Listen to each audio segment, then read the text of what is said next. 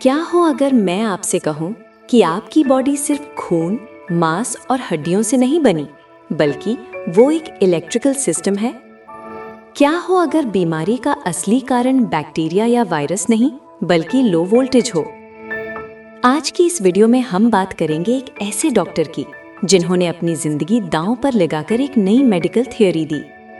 नाम है Jerry tenant, एक ब्रिलियंट सर्जन जो हजारों सर्जरीज कर चुका था, लेकिन अचानक खुद ऐसी बीमारी का शिकार हो गया जिसका इलाज मॉडर्न मेडिसिन के पास नहीं था।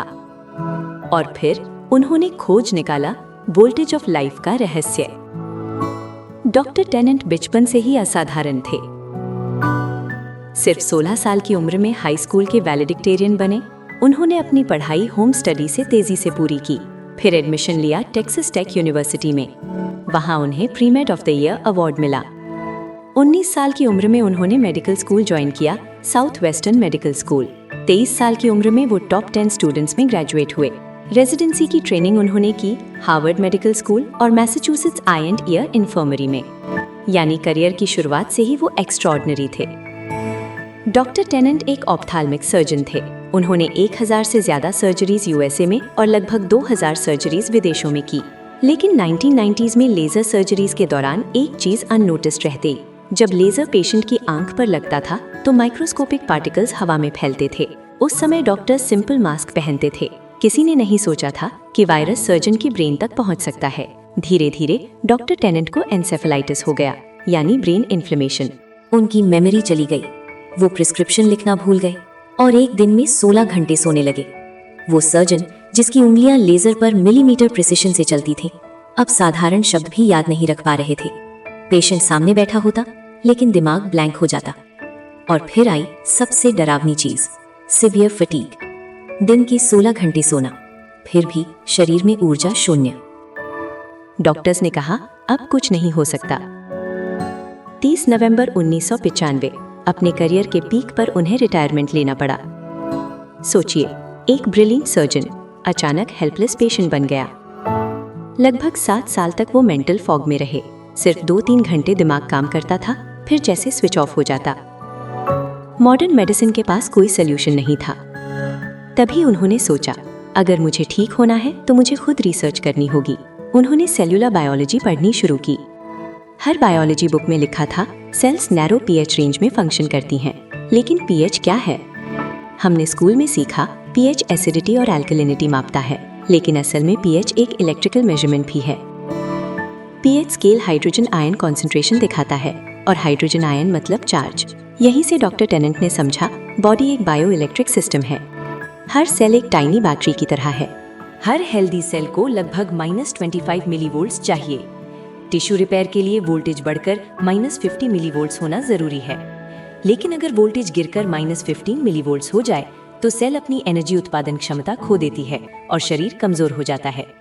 इसके विपरीत अगर वोल्टेज बढ़कर +30 मिलीवोल्ट्स हो जाए तो सेल्स अनकंट्रोल तरीके से डिवाइड करने लगती हैं और कैंसर शरीर में बनने लगता है।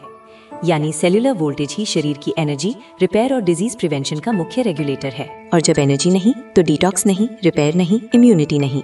यही क्रॉनिक डिजीज की जड़ हो सकती है। डॉक्टर टेनेंट का सिद्धांत था illness begins when voltage drops. अगर सेल मेम्ब्रेन में पर्याप्त इलेक्ट्रिकल पोटेंशियल नहीं है तो न्यूट्रिएंट्स अंदर नहीं जाएंगे, वेस्ट बाहर नहीं निकलेगा। ये बिल्कुल ऐसे है जैसे आपके घर में वोल्टेज 220 की जगह 80 वोल्ट हो जाए। फैन घूमेगा, एसी चलेगा नहीं। उसी तरह बॉडी के ऑर्गन्स लो वोल्टेज में मैलफंक्शन करने लगते हैं। उन्होंने ये भी कहा हर ऑर्गन का एक स्पेसिफिक वोल्टेज पैटर्न होता है। जब वो पैटर्न डिस्टर्ब होता है तभी डिजीज मैनिफेस्ट होती है। डॉक्टर टेनेंट ने खुद पर एक्सपेरिमेंट शुरू किए। उन्होंने न्यूट्रिशन सुधारा, मिनरल्स और ट्रेस एलिमेंट्स लिए, electrical frequency based therapies explore की। धीरे धीरे उनका मेंटल क्लैरिटी वापस आने लगा, एनर्जी बढ़ी, फटीग कम हुई। उन्होंने दावा किया कि वोल्टेज रिस्टोर करके बॉडी को हील किया जा सकता है। बाद में उन्होंने बुक्स लिखी और सेमिनार्स किए। मॉडर्न मेडिसिन अभी भी डिजीज को प्राइमरीली बायोकेमिकल और जेनेटिक लेवल पर देखती है, लेकिन बायो इलेक्ट्रिसिटी पर रिसर्च आज भी चल रही है। साइंटिफिक वर्ल्ड में ये डिबेट जारी है कि बॉडी में इलेक्ट्रिकल सिग्नलिंग का रोल कितना गहरा है। डॉक्टर टेनेंट की कहानी हमें क्या सिखाती है? जब दुनिया कहे इलाज नहीं है, तब भी नॉलेज, क्यूरियोसिटी और डिटर्मिनेशन नई राह दिखा सकते हैं। उन्होंने अपनी बीमारी को रिसर्च में बदला, अपने दर्द को डिस्कवरी में बदला। चाहे उनकी थ्योरी से आप सहमत हो या नहीं, लेकिन एक बात तय है, बॉडी सिर्फ केमिस्ट्री नहीं, इलेक्ट्रिसिटी भी है। अगर हमारा शरीर एक इलेक्ट्रोबायोलॉजिकल सिस्टम है और हर सेल की ऊर्जा यानी सेल्यूलर वोल्टेज स्वस्थ जीवन की कुंजी है, तो यही सिद्धांत आगे बढ़ाया था जेरी टेनेंट ने, जिनके रिसर्च में सेल्यूलर वोल्टेज और हीलिंग के संबंध पर गहन अध्ययन किया गया। इसी रिसर्च से प्रेरित सेल्यूलर वोल्टेज एक्टिवेशन आधारित नेचुरल वेलनेस थेरेपी अब उपलब्ध है प्रयाग होलिस्टिक वेलनेस सेंटर में। यहाँ समग्र दृष्टिकोण के साथ ऊर्जा संतुलन, प्राकृतिक पुनर्स्थापन और होलिस्टिक वेलनेस पर कार्य किया जाता है। यदि आप क्रॉनिक स्वास्थ्य समस्याओं के लिए नेचुरल एडवांस्ड वेलनेस अप्रोच अपनाना चाहते हैं तो संपर्क करें। कॉल करें 8009534555, प्रीतम नगर, प्रयागराज। और यदि आप भी ऐसा cellular voltage activation wellness centre स्थापित करना चाहते हैं ताकि समाज को दीर्घकालिक स्वास्थ्य समस्याओं में सहायता मिल सके, तो प्रशिक्षण एवं मार्गदर्शन हेतु भी हमसे संपर्क करें।